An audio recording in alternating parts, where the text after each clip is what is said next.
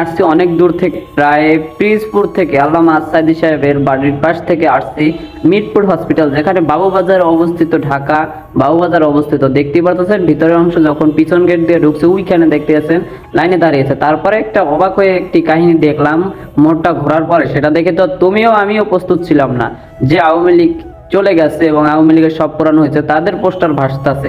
সেটা দেখে আমি রীতিমধ্যে অবাক হয়ে গেলাম যে এখনো আওয়ামী লীগ এখনো আছে। এবং মিরপুর হসপিটালের ভিতরে অনেকেই দেখলাম আওয়ামী লীগের পোস্টার। এবং সুন্দর কথা হলো এটার ভিতরে অনেকগুলো ব্যাংক আছে, যেটা আমাদের অনেক হেল্প করে। যেমন রোগীকে অসংখ্য টাকা দরকার হইলে, হঠাৎ করে প্রয়োজন হইলে ডেবিট কার্ড থাকলে আপনারা টাকা সহজে উত্তোলন করতে পারবেন। তারপরে ভিতরের অংশ আবার ঢোকার পরে, মোচড় ঘোরার পরে দেখতে পারতেছি একটাই লেখা আছে, এটা ঝুঁকিপূর্ণ ভবন। হয়তো এটা আগে মিরপুর হসপিটালে একটা শাখা ছিল। তারপরে আরেকটু ভিতরে গেলাম, ভিতরে দেখে তো আরো অবাক হয়ে যাবেন আপনারা যে ভিতরের অংশ এমন এমন কেন। আমি সেটা তোমাদেরকে দেখিয়ে দিচ্ছি, দেখতেই পারতেছেন। আমি আস্তে আস্তে যাচ্ছি এবং কিছুটা ওই লাইন দেখতে আছেন। আমার ফোনটার ক্যামেরা তেমন ভালো না, তবে একদিন চাইলেও কিনতে পারি। দেখতেই পারতেছেন আমি ভিতরের অংশ তোমাদেরকে ভরপুর ভিতরের অংশ দেখাচ্ছি।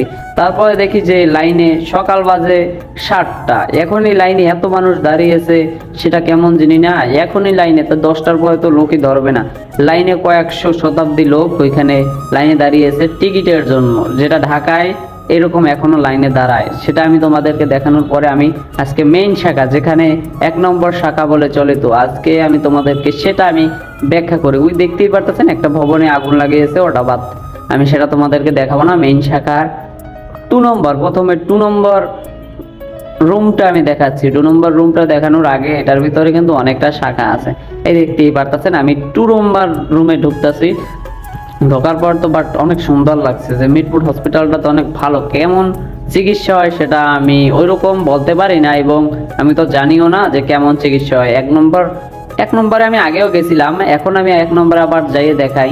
শৃঙ্খলা তো তেমন একটা ভালো না, দেখতেই পারতেছেন আশেপাশের লোক, এবং মাঝে একটা হুট করে গাড়ি ঢুকবে, এইটাই।